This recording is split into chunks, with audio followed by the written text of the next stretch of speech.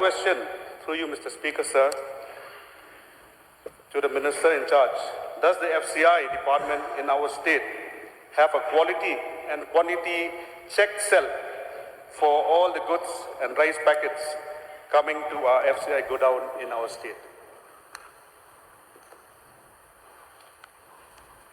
That also, I don't have the details with me. I require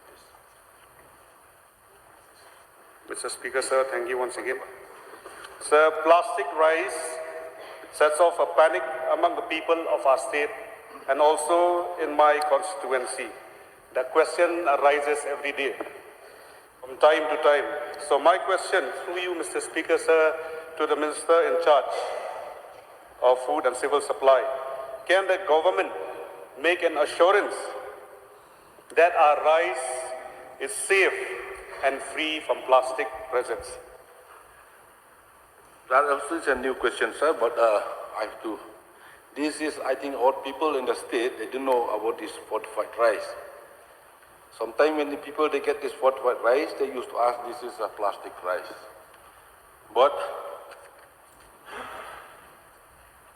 if this allocation, if the people get some kind of that plastic rice, kindly ask these people to complain to our department.